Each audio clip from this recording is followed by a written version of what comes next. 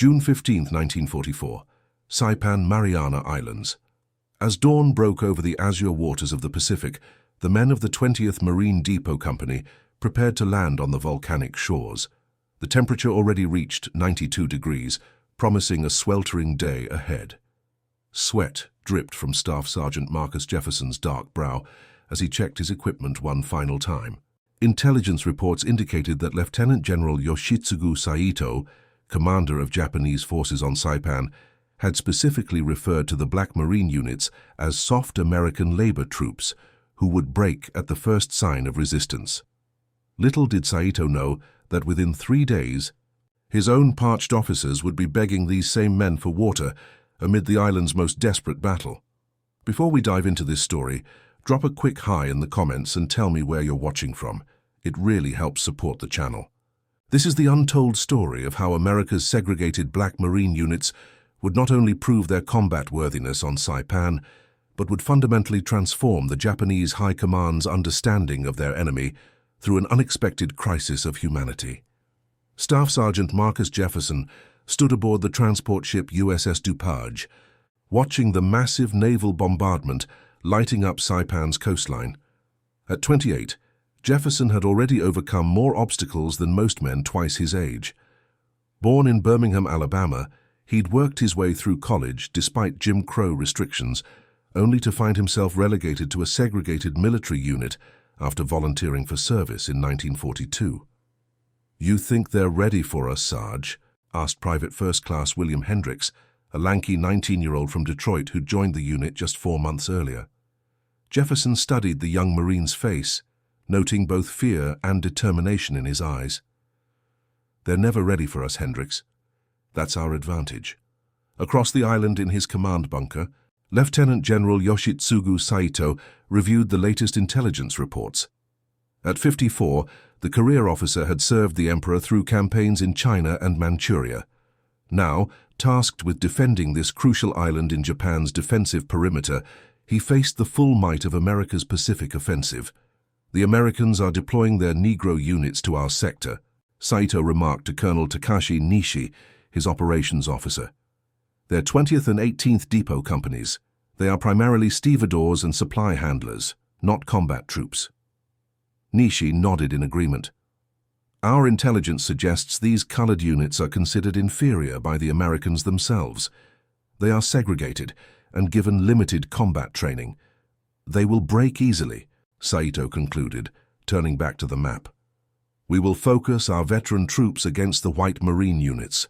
The labor troops will scatter at the first determined counterattack." The intelligence assessment from Imperial headquarters in Tokyo confirmed this view. American Negro troops possess less fighting spirit and lower morale than their white counterparts. They are primarily used for manual labor and supply functions, reflecting American racial policies that consider them unsuitable for frontline combat.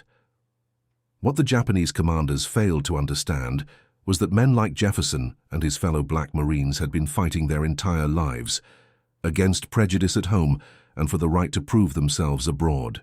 Their battle would begin long before reaching Saipan's shores. 9 months earlier, at the segregated Montford Point camp in North Carolina, Sergeant Major Gilbert Hashmark Johnson had addressed Jefferson's unit during their final training exercise.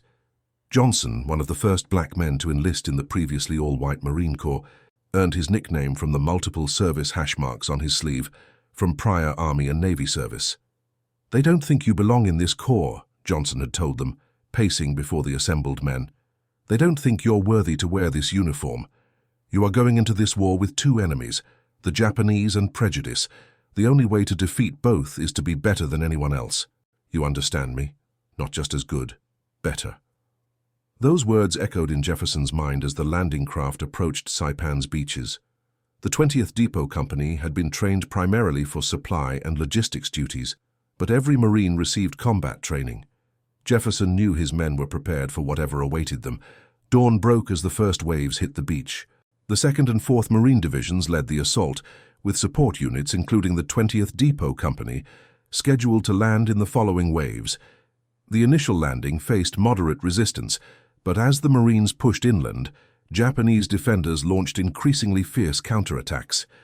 By 0930 hours, Jefferson's unit received urgent orders to land immediately. The beachhead supply situation had become critical, with ammunition running dangerously low for advancing units. Their landing craft approached under sporadic mortar fire, the men crouching low behind the metal sides. "Remember your training," Jefferson shouted over the din. "Move fast, keep low, find cover. We've got supplies to move and Marines counting on us." The ramp dropped, and the men of the 20th rushed forward. Jefferson led his squad across 50 yards of exposed beach before reaching the relative safety of a bomb crater. They had landed near Blue Beach 1, where the 8th Marine Regiment was struggling to establish a secure supply line. Captain Michael Donovan, the white officer nominally in charge of the 20th, found Jefferson minutes after they reached the beach perimeter. "Sergeant Jefferson, we've got an ammunition dump to establish right now. Colonel Hartman's men are pinned down 800 yards inland with empty magazines. I need your squad to get those 30 caliber crates up there immediately." Jefferson nodded. "Yes, sir, we'll get it done." As Donovan moved to coordinate with other units, Corporal Ray Wilson, Jefferson's assistant squad leader, looked skeptically at the inland ridgeline where sporadic gunfire echoed. "They're sending us right into it, Sarge," Wilson said quietly. "White boys running low on ammo, and suddenly we're frontline material." Jefferson checked his Thompson submachine gun. "They need ammo, we bring ammo. That makes us exactly what we always said we were, Marines." Within minutes, Jefferson had organized his 12-man squad into teams of 2. Each team would carry a crate of ammunition, moving in bounds while the others provided cover. The route would take them across 800 yards of exposed terrain, broken only by scattered shell holes and the occasional burned-out palm tree. As they prepared to move out, a white Marine lieutenant from the 8th Regiment approached. Lieutenant James Cooper looked exhausted, his uniform caked with coral dust and sweat. "You the supply unit?" Cooper asked, his Georgia accent thick with fatigue. "20th Depot Company," Jefferson confirmed. "We're bringing ammunition to Colonel Hartman's position." Cooper studied Jefferson's face for a moment, then the faces of the other Black Marines. Something in his expression changed, not quite respect, but a desperate pragmatism that transcended his Southern upbringing. "You'll never make it carrying those crates in the open," Cooper said. "The Japanese have machine gun positions covering that entire approach. Follow me. There's a dried streambed that offers some cover for about half the distance." Jefferson nodded his thanks, and the squad followed Cooper to a depression that was invisible from their original position. The lieutenant pointed out landmarks along their route. "Once you reach that burned-out tank, you're in their direct line of fire. The colonel's position is in that cluster of rocks just beyond the ridgeline. I'd send some of my men with you, but—" "We'll handle it, Lieutenant," Jefferson said firmly. Cooper hesitated, then extended his hand. Jefferson shook it, a small gesture that would have been unthinkable in many parts of America. "Good luck, Sergeant," Cooper said, then jogged back toward his unit's position. Jefferson turned to his men. "You heard the man, let's move." The squad advanced through the streambed, making good progress for the first 400 yards. The sound of battle surrounded them, the crack of rifle fire, the dull thump of mortars, the occasional roar of a flamethrower. The heat was oppressive, the humidity making their uniforms cling to sweaty skin. When they reached the burned-out tank, Jefferson held up his fist, signaling the squad to halt. Beyond this point lay 200 yards of exposed ground, then a final stretch that would be partially covered by a low ridge. "Wilson, you and Henderson provide covering fire from here. The rest of us will make the run in pairs 30 seconds apart. Once we're across, we'll cover you two." Wilson nodded, positioning himself behind the tank's mangled treads with a clear view of the terrain ahead. Jefferson and Private James McNeil would go first with their ammunition crate. They tensed, ready to sprint. "Now!" Jefferson commanded, and they burst from cover. Immediately, machine gun fire erupted from a hidden Japanese position. Bullets kicked up coral dust around their feet as they ran, zigzagging toward the distant ridge. Behind them, Wilson opened up with his M1 carbine, laying down suppressive fire toward the enemy position. Jefferson and McNeil covered the distance in a grueling 45 seconds that felt like hours. As they dove behind the ridge, a bullet grazed McNeil's helmet, leaving a furrow in the metal. "You hit?" Jefferson gasped, his lungs burning from the sprint. McNeil touched his helmet in disbelief. "No, Sarge. Close, though. One by one, the teams made the dangerous run. Private Howard took a bullet through his left arm, but kept moving, refusing to drop his end of the crate. By some miracle, all the men made it across, though 3 sustained minor wounds. Wilson and Henderson made the final dash successfully, Wilson's carbine emptying its last rounds to suppress the Japanese gunners. Colonel Hartman's position was another 100 yards ahead. As they approached, white Marines watched in surprise as the black Marines arrived with the desperately needed ammunition. Colonel Hartman himself, a weathered veteran of Guadalcanal, emerged from a command post dug into the hillside. "Who's in charge here?" he demanded. "Staff Sergeant Marcus Jefferson, sir, 20th Depot Company. We've brought the ammunition you requested." Hartman studied the exhausted black Marines, noting their wounds and the heavy crates they'd carried. "You came through that open ground?" he asked incredulously. "Yes, sir. Lieutenant Cooper showed us a route that provided partial cover." Hartman shook his head. "Cooper said it was suicide. Said he'd try to find another way to get us resupplied."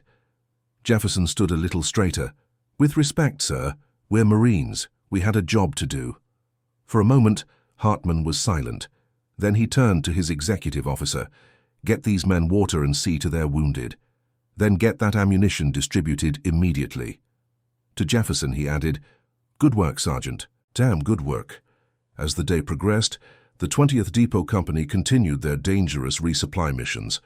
By nightfall, they had not only delivered critical ammunition, but had taken up defensive positions alongside combat units, helping repel a Japanese night infiltration attempt. 3 of Jefferson's men distinguished themselves by capturing a Japanese soldier who had breached the perimeter.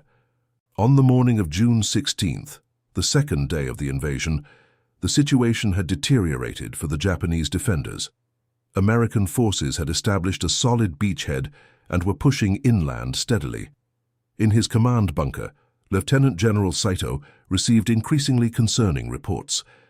"The American advance continues despite our counterattacks," reported Colonel Nishi. "Their Negro units have been observed performing combat functions alongside white Marines." Saito studied the map grimly. "They are using all available manpower. It changes nothing. Our main force will engage them in the Central Highlands.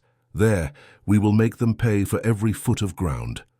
What Saito could not know was that his defensive strategy was about to face an unexpected challenge. The island of Saipan, like many in the Marianas, suffered from limited freshwater sources. The American naval bombardment had damaged many of the Japanese water collection systems, and advancing Marine units had captured several key springs and wells.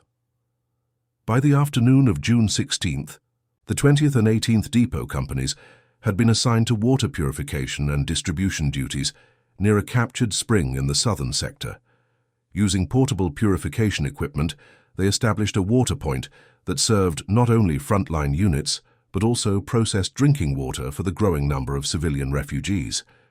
Corporal Wilson supervised the water point operation, while Jefferson coordinated security with a platoon from the 8th Marines.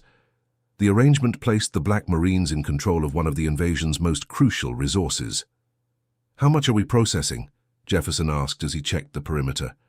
"About 2,000 gallons per hour," Wilson replied. "Engineers say this spring is one of the most productive on the island. Japanese must have been using it as a primary source." Jefferson nodded thoughtfully. "No wonder they've been counterattacking this sector so persistently. Set up another machine gun position covering the eastern approach. I've got a feeling they'll try again tonight." Wilson was right. That night, a determined Japanese force attempted to recapture the spring. The attack began with a mortar barrage, followed by an infantry assault. The Black Marines and their white counterparts from the 8th fought side by side, repelling multiple waves of attackers. Private Hendricks, the young Marine from Detroit, found himself in his first direct combat. Manning a .30 caliber machine gun with Private Howard feeding the ammunition belt, they held off a group of Japanese soldiers attempting to flank their position. "Keep firing!" Howard shouted as he fed the belt. "Don't let them get around us!" Hendricks squeezed the trigger in controlled bursts as he'd been trained, cutting down several attackers. When one Japanese soldier got close enough to throw a grenade, Hendricks didn't hesitate. He swung the machine gun and fired, dropping the man before he could release the explosive. By dawn, The Japanese attack had been repulsed with heavy losses.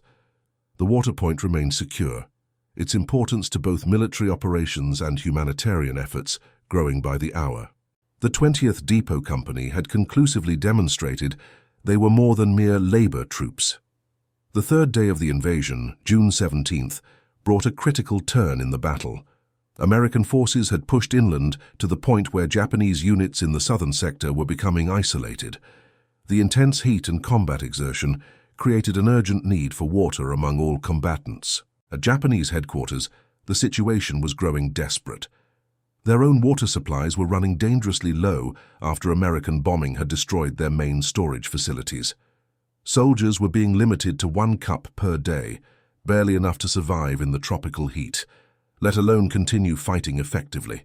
Colonel Nishi brought the crisis to General Saito's attention during their morning briefing. Our medical officer reports the first cases of heat exhaustion and dehydration. If the men cannot receive adequate water within 24 hours, our combat effectiveness will collapse.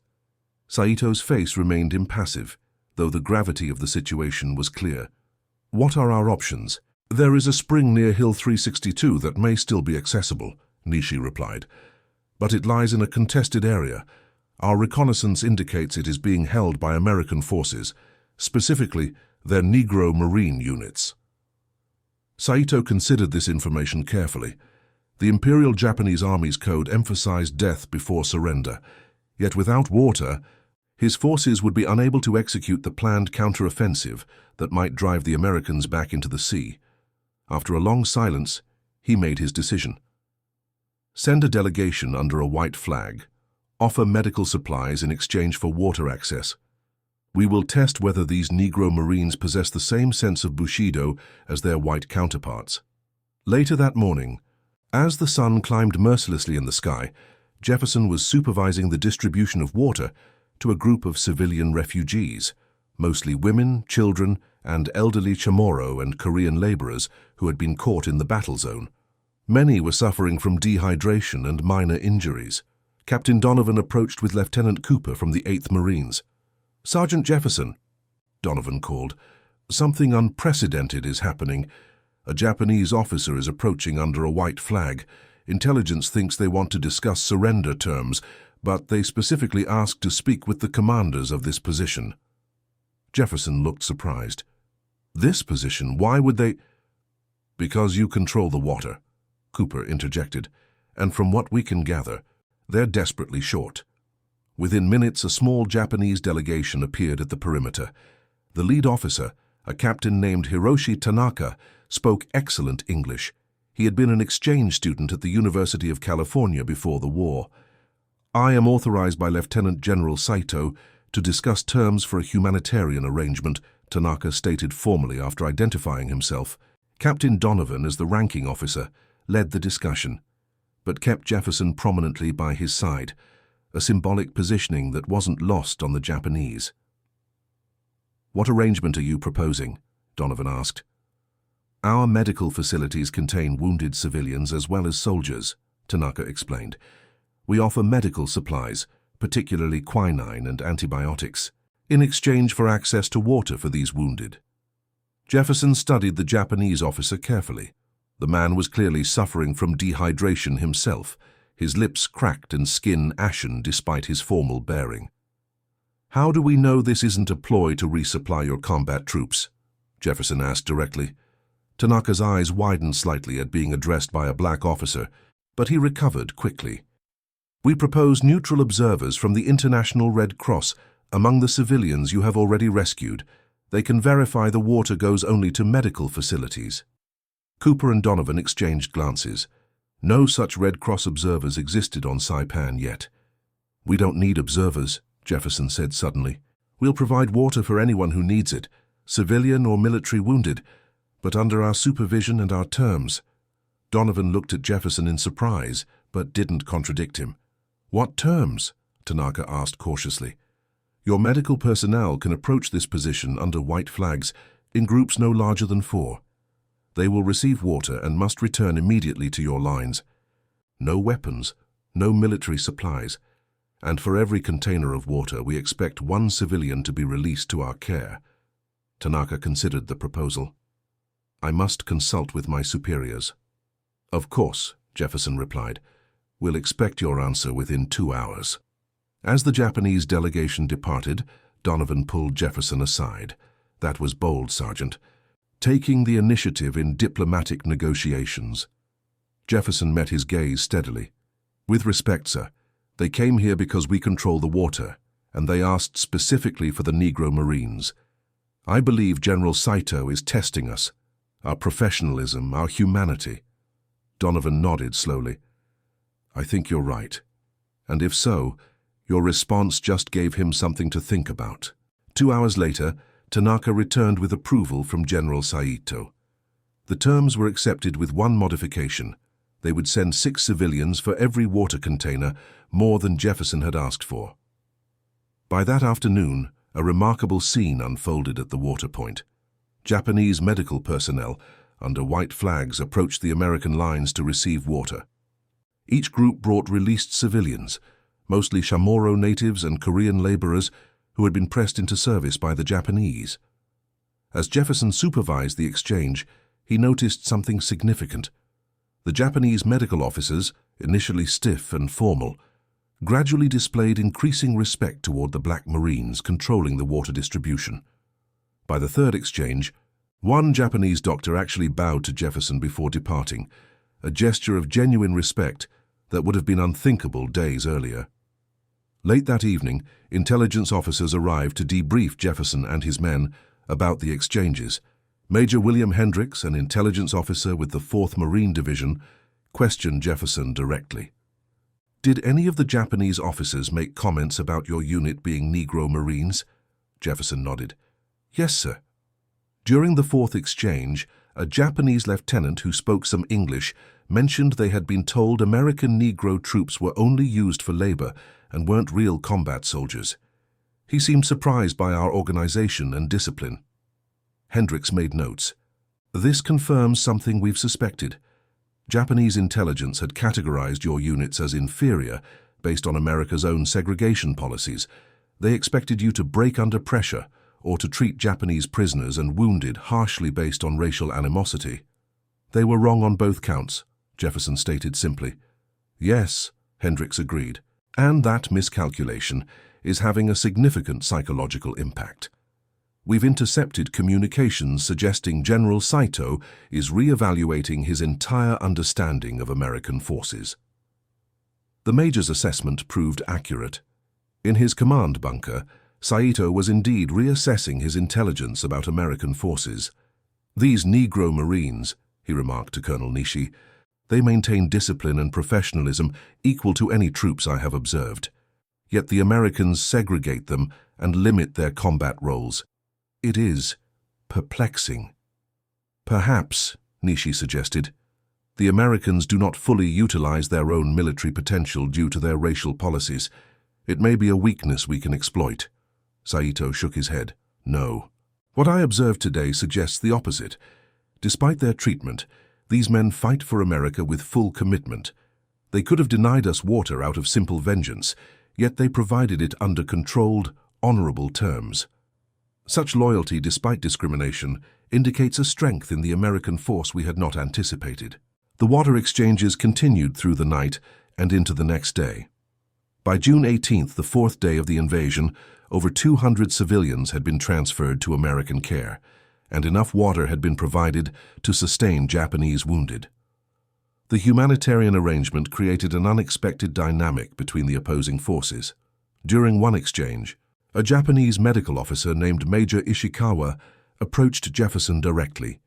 "You are the commander here?" he asked in halting English. "I supervise this water point," Jefferson replied carefully. Ishikawa studied him with unconcealed curiosity. "Before battle, we were told Negro Americans were—" He searched for the word, "soft, not real soldiers." This was mistake. Jefferson remained professional, but allowed himself a small smile.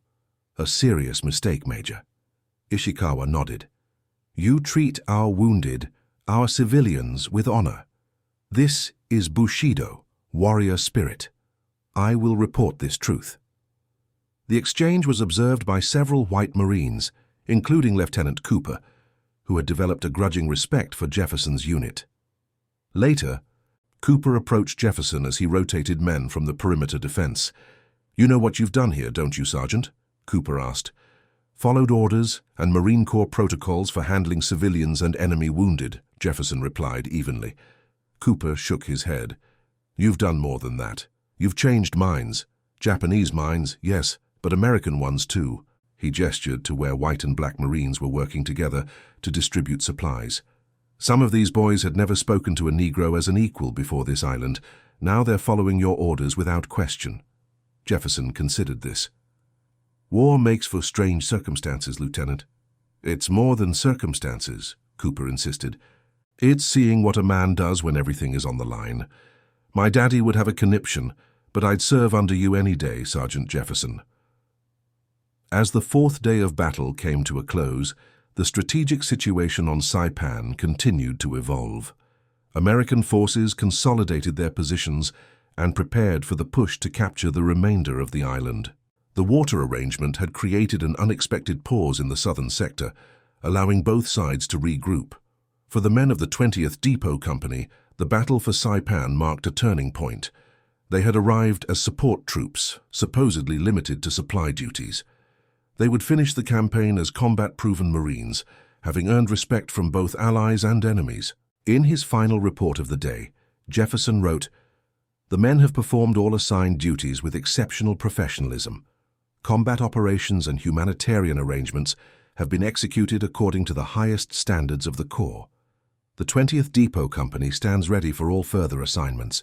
What Jefferson could not know was that his unit's actions on Saipan would eventually become part of the case for integrating the American military, a transformation that would not be officially recognized until President Truman's Executive Order 9981 in 1948, 4 years after the Black Marines of Saipan proved what should never have been in question, that courage, honor, and humanity transcend race. Dawn broke on June 19th, the 5th day of the Saipan invasion. The horizon glowed orange and crimson as Staff Sergeant Marcus Jefferson completed his inspection of the Waterpoint perimeter. His men had worked through the night, maintaining security while continuing the water distribution to both American units and Japanese medical personnel. The strain showed on their faces, but not one had complained.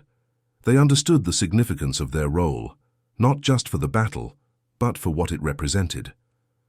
"Rotation in 20 minutes, Jefferson told Corporal Wilson, who had been overseeing the night shift.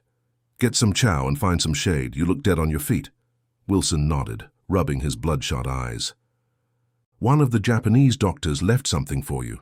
Said it was a personal thank you." He handed Jefferson a small wooden box. Inside was an intricately carved Netsuke figure of a turtle, a traditional Japanese ornament.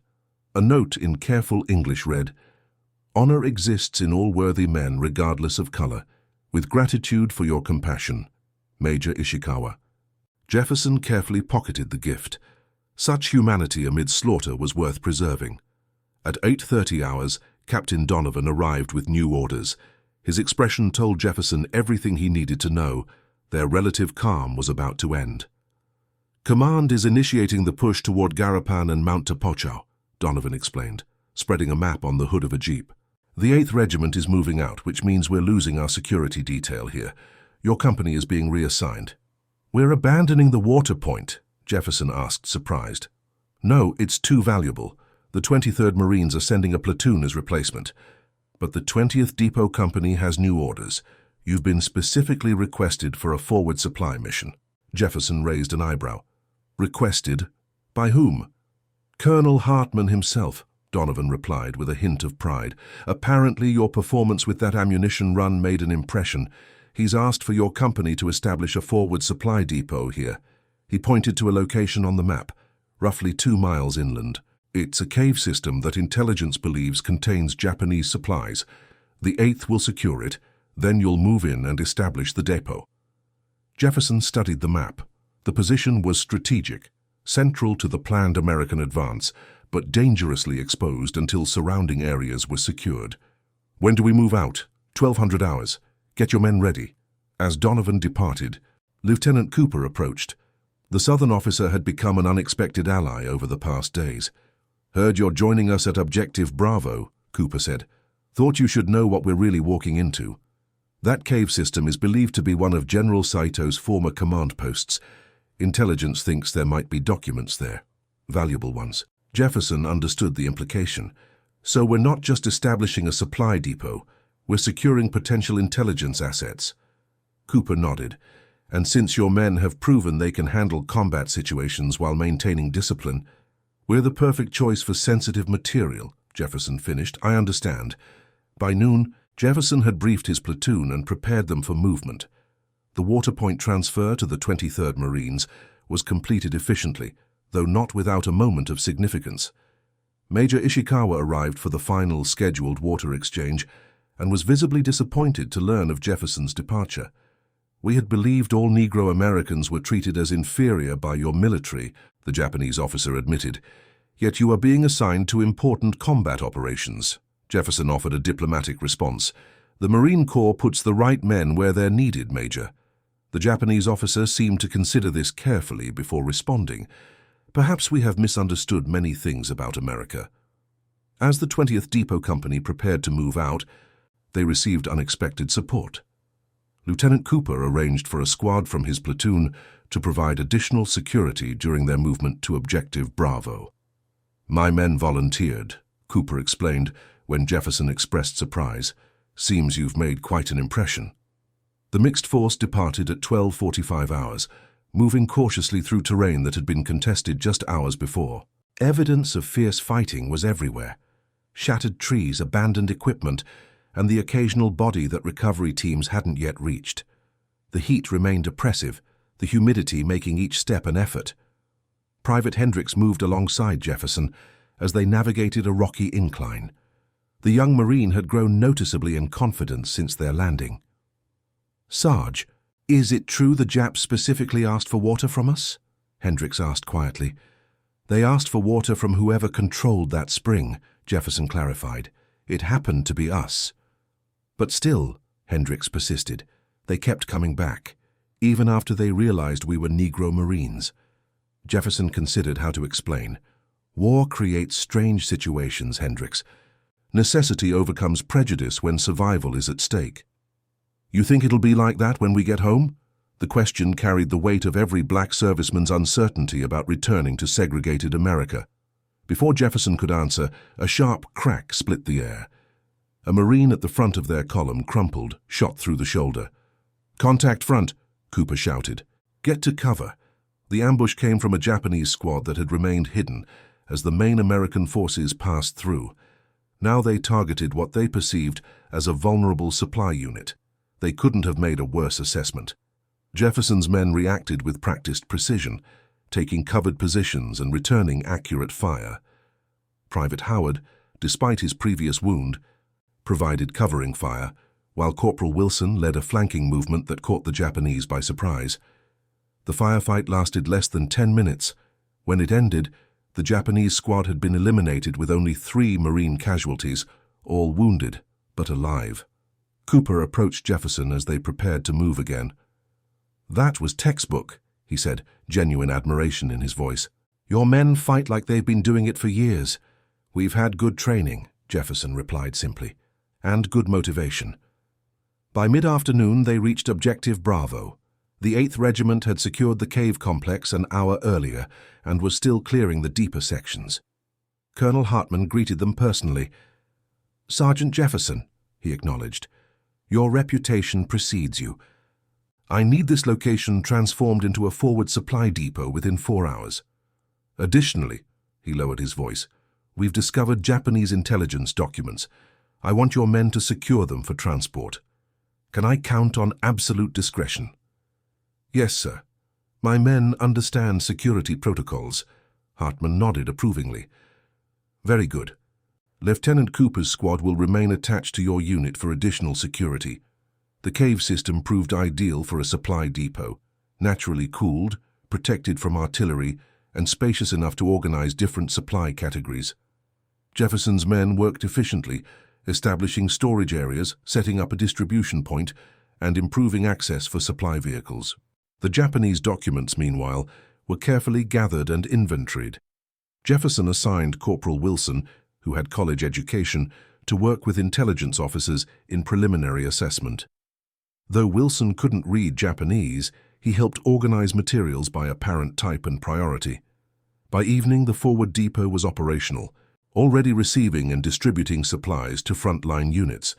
Jefferson established a rotation schedule that allowed his men necessary rest while maintaining full functionality. The 20th Depot Company had once again exceeded expectations. Shortly after midnight, Jefferson was awakened by Lieutenant Cooper. "Urgent call from Commander," Cooper explained. "Colonel Hartman wants to see you immediately." Jefferson found the colonel in a makeshift command post near the cave entrance. With him was Major Hendricks from Intelligence and a Japanese-American interpreter, Sergeant David Nakamura. "Sergeant Jefferson," Hartman began without preamble, "the documents your men secured have proven extremely valuable. Among them, we found communications between General Saito and Imperial Headquarters regarding assessment of American forces, specifically Negro units." Jefferson stood a little straighter. "Sir?" Major Hendricks took over.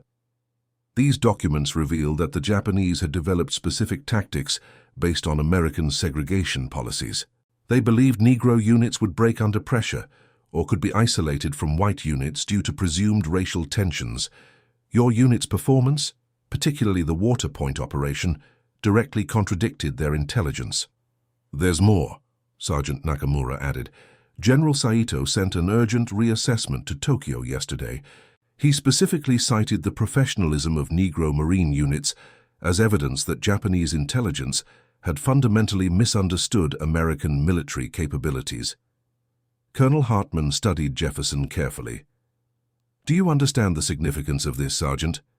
The enemy developed strategy based on our worst national failure, racial discrimination, and you proved them wrong. Your men didn't just fight well. You undermined enemy psychological operations." "We're just doing our job, sir," Jefferson replied evenly. "Well, your job may have saved American lives," Hartman continued. Based on these documents, Saito had planned to concentrate attacks against sectors held by Negro units. Now he's redistributing forces evenly across the line. As dawn approached on June 20th, the sixth day of battle, the strategic picture on Saipan was becoming clearer. American forces held roughly half the island, with Japanese defenders increasingly compressed into the northern sectors. The forward depot established by the 20th Depot Company had become a critical link in the supply chain, allowing frontline units to maintain pressure without lengthy returns for resupply. Jefferson's men had settled into an efficient routine, processing supply requests, organizing distribution, and maintaining security. The attached squad from the 8th Marines had integrated seamlessly into their operation, creating a rare integrated unit that functioned with remarkable effectiveness. At 09:30 hours, a message arrived from division headquarters. The 20th was to prepare for another special assignment. Jefferson was requested to report for briefing immediately. At headquarters, he found himself in unexpected company. Captain Donovan was present, but so were officers from combat units and naval intelligence. Brigadier General Thomas Watson, Assistant Division Commander, led the briefing. "Gentlemen, we have a unique situation developing," Watson began. "Our advance has created a growing refugee crisis. Civilians, mostly Chamorro natives and Korean laborers, are fleeing Japanese positions. Many are in desperate condition. We're establishing a civilian collection point here." He indicated a position on the map. "The 20th and 18th Depot Companies will manage it." A naval intelligence officer continued. "These civilians potentially have valuable intelligence about Japanese positions, fortifications, and troop movements. However, they're traumatized and distrustful. This is where the 20th Depot Company has a unique advantage." Jefferson listened carefully as the officer explained. The Water Point operation had created an unexpected reputation among civilians. Word had spread that Black American Marines had treated Japanese wounded and civilians humanely. This reputation might facilitate cooperation from refugees who might otherwise remain silent. "Your company will handle civilian needs, food, water, medical attention," the general concluded. "Naval intelligence will handle interrogation, but your men's conduct may determine how forthcoming these civilians are. Questions, Sergeant? Just one, sir. Will we be receiving additional medical support? Many civilians are likely suffering from dehydration and malnutrition beyond our ability to treat with standard first aid. The General nodded approvingly. Navy medical teams will be attached to your operation. Good thinking, Sergeant. By afternoon, Jefferson had established the civilian collection point in a protected valley near the American lines. Tents provided shelter, while supply trucks delivered water, rations, and medical supplies. Navy doctors set up a treatment area for the most serious cases. The first refugees arrived around 1600 hours. A group of 30 Chamorro civilians, led by an elderly man named Miguel Santos. They approached cautiously, clearly fearful despite American leaflets promising humane treatment. Jefferson met them personally, unarmed and with a Japanese-American interpreter. Santos spoke broken English, enough to express their immediate needs. Children very hungry, he explained. No food 3 days, Japanese take everything.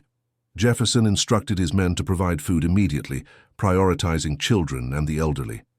He noticed Santos watching carefully, assessing how the Americans behaved. You say Marines who give water to Japanese? Santos asked unexpectedly. Jefferson nodded. Yes, we provided water for wounded. Santos turned to the other refugees, speaking rapidly in his native language.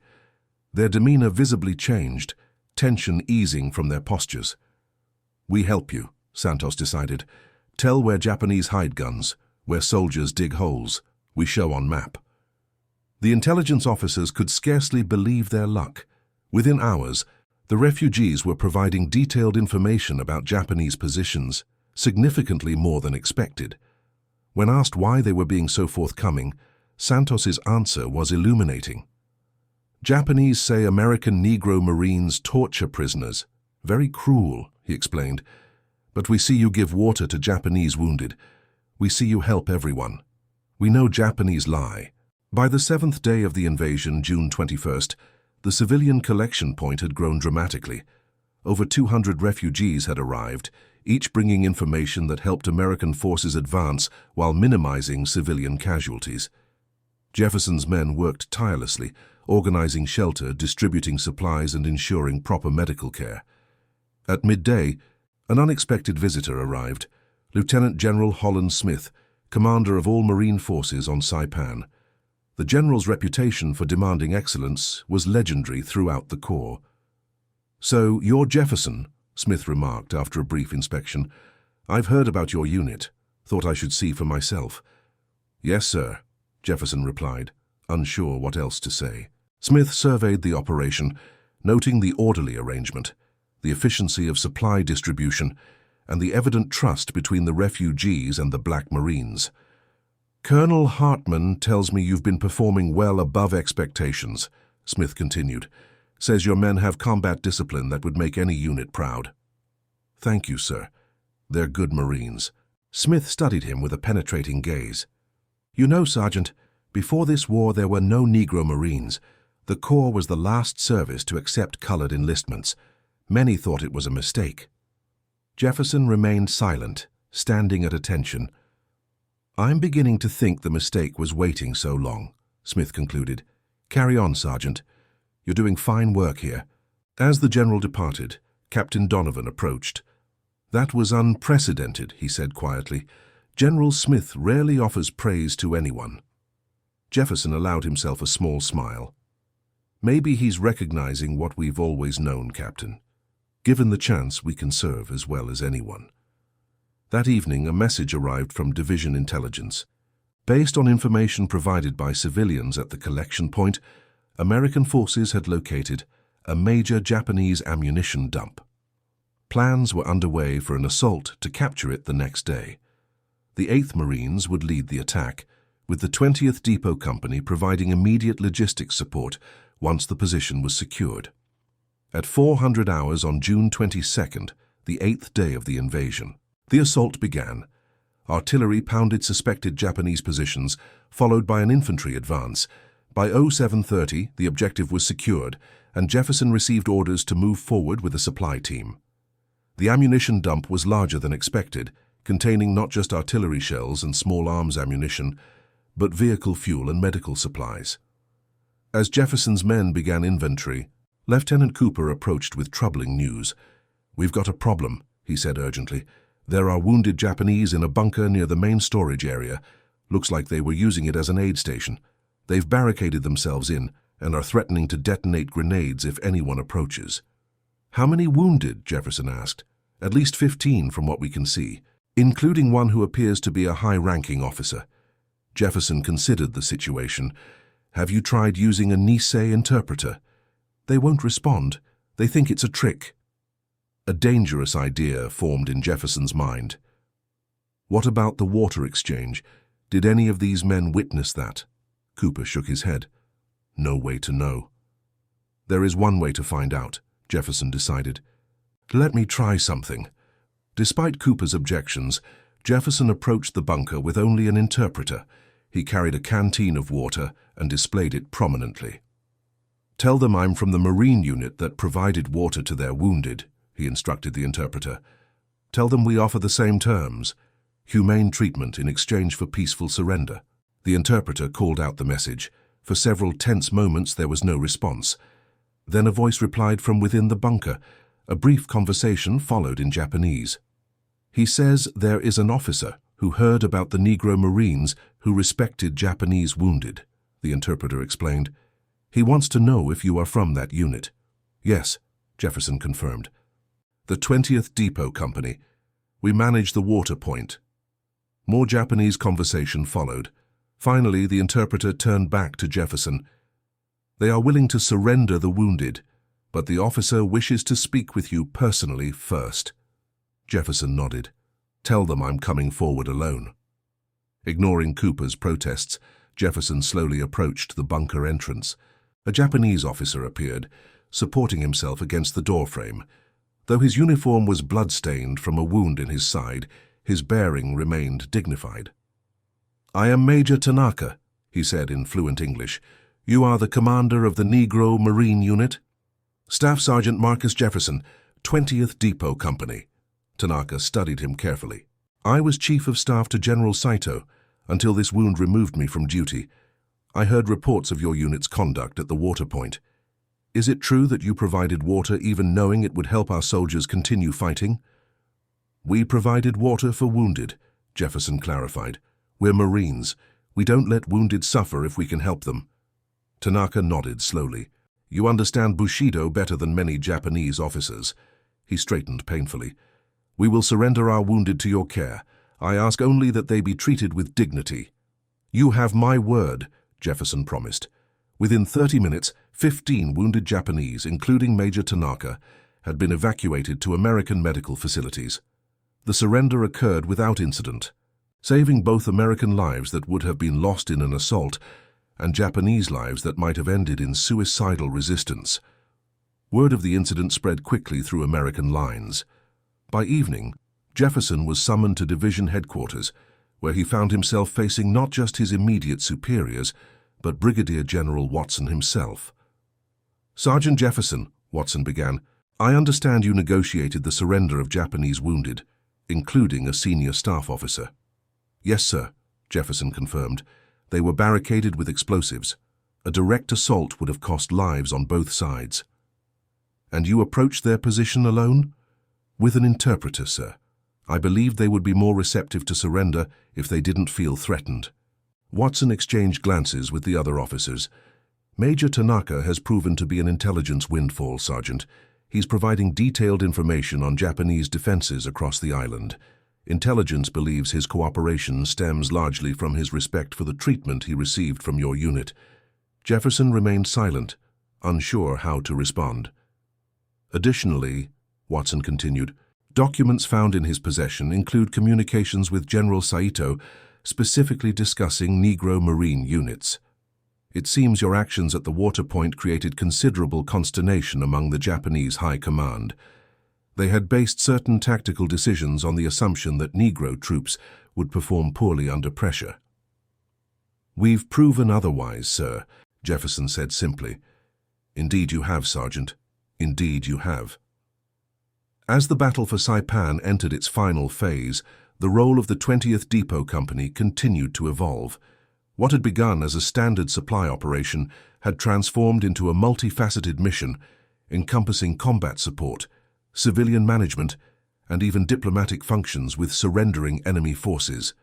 On June 25th, the 11th day of the invasion, Jefferson received notification that his unit had been cited for meritorious service, a rare honor for a support company. Captain Donovan delivered the news personally. "It's unprecedented," Donovan admitted. "Depot companies don't usually receive such recognition, but your men have redefined what a support unit can accomplish." Jefferson accepted the commendation with characteristic modesty. "We've just done what was needed, Captain. Nothing more." "It's been considerably more than that, Sergeant, and you know it. The 20th has changed perceptions among the Japanese, among white Marines, and at the highest levels of command." As Donovan departed, Corporal Wilson approached with a communication from headquarters. "Orders for tomorrow, Sarge. We're being attached to the 8th for their push toward Marpy Point. Direct combat support." Jefferson reviewed the orders. The 20th would move with front-line units, establishing mobile supply points to maintain the offensive momentum. It was a significant responsibility, placing them directly in potential combat zones. "Gather the squad leaders," Jefferson instructed. "We'll need to adjust our equipment loadout and review combat procedures." The following morning, June 26th, the 20th Depot Company moved out with elements of the 8th Marines. Lieutenant Cooper, now familiar with Jefferson's operational style, integrated their movements seamlessly. The advance was steady but costly, as remaining Japanese defenders fought with increasing desperation. By midday, they had established a forward supply point in a captured enemy position. As Jefferson organized ammunition distribution, Cooper arrived with troubling news. "Japanese civilians are jumping from the cliffs ahead," he reported grimly. "Hundreds of them. They're terrified we'll torture them. Japanese soldiers are encouraging it, telling them it's better to die than be captured." Jefferson had seen enough of war's horrors, but this news struck him particularly hard. "We need to stop them." "How? They're not listening to surrender broadcasts." Jefferson considered the problem. "What about the refugees at our collection point? Could we bring some forward to speak to them?" Cooper looked skeptical. "It's risky, bringing civilians into a combat zone." "More risky than letting hundreds jump to their deaths?" Jefferson countered. "We need to try something." After consulting with battalion command, approval came for an unprecedented operation. Miguel Santos and 3 other Chamorro refugees, who had been well treated at the collection point, volunteered to approach the cliffs with loudspeakers.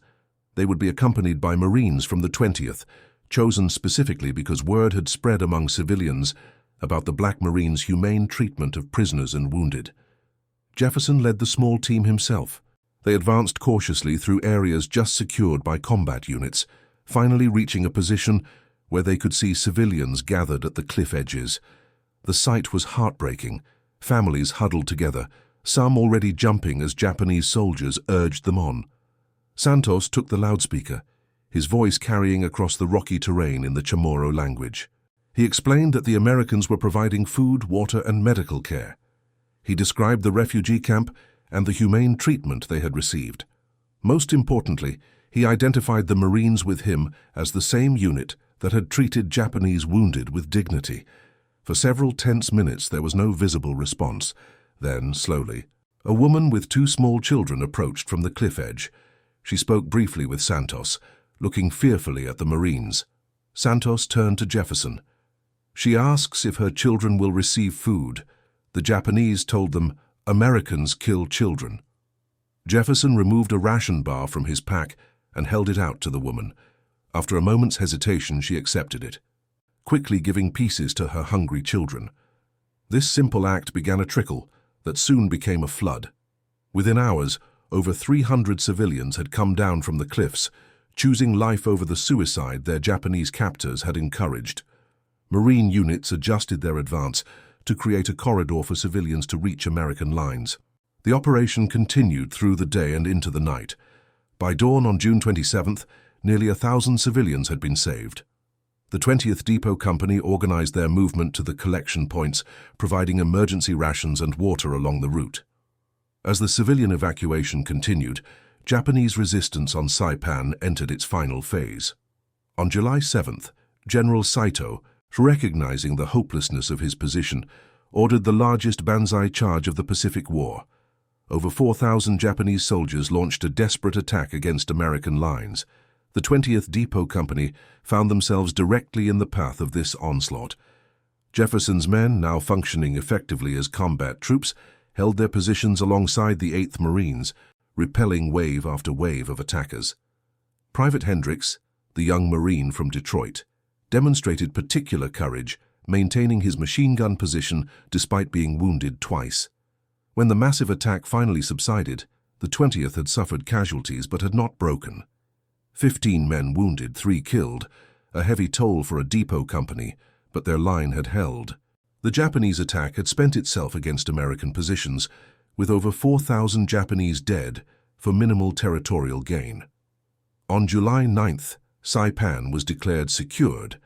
American forces had control of the entire island, though pockets of Japanese resistance would continue for months. The battle had cost over 3 Surazaren American lives, with more than 10 Suanzaren wounded. Japanese military and civilian deaths exceeded 30. For the men of the 20th Depot Company, the victory came with mixed emotions. They had proven themselves repeatedly, exceeding all expectations and changing perceptions among both enemy and ally. Yet they would return to an America still deeply segregated, where their service might receive little recognition.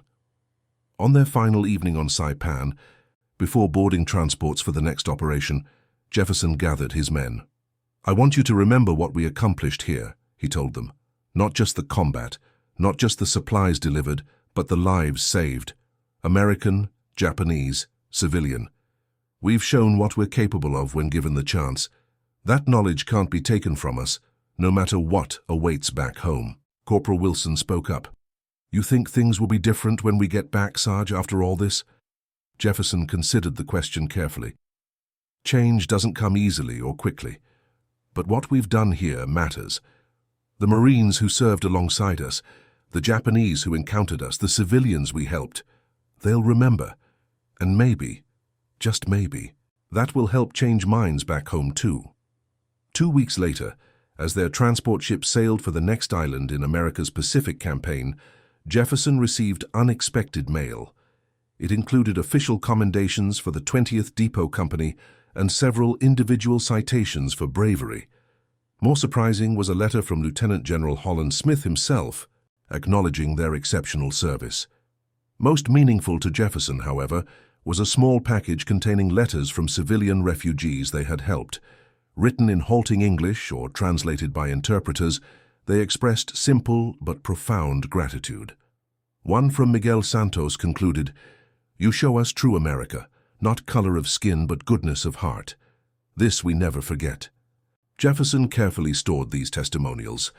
Whatever the future held, whatever reception awaited them in segregated America, these words represented truth that could not be denied. The men of the 20th Marine Depot Company had arrived on Saipan as support troops, dismissed by the enemy as soft. They had departed as combat-proven Marines who had changed the course of the battle through both courage and compassion. Years later, when President Truman finally ordered the desegregation of America's armed forces in 1948, military historians would point to units like the 20th Depot Company as evidence that integration could succeed. Their performance on Saipan and other Pacific islands had created a record that challenged the foundations of military segregation. For Staff Sergeant Marcus Jefferson, who would eventually retire as a master gunnery sergeant in the Integrated Marine Corps of the 1960s, the memory of Saipan remained particularly significant.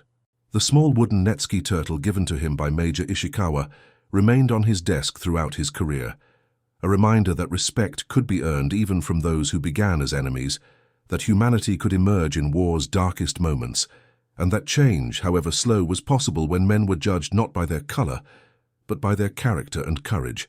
The legacy of the Black Marines on Saipan extended far beyond military history. Their story became part of the broader narrative of how African American service members, despite discrimination and limitation, contributed crucially to American victory in World War II. Their excellence under fire, helped pave the way for the civil rights advances that would transform America in the decades following the war. In his final official report from Saipan, Jefferson wrote words that would later be inscribed on a memorial at Montford Point, where the Marine Corps' first black recruits had trained. "When given the opportunity to serve, we did so with honor. When faced with combat, we fought with courage. When encountering the enemy's humanity, we responded with our own. In doing so, we served not just the Marine Corps, but the highest ideals of America itself." And that concludes our story. If you made it this far, please share your thoughts in the comments. What part of this historical account surprised you most? Don't forget to subscribe for more untold stories from World War II, and check out the video on screen for another incredible tale from history. Until next time.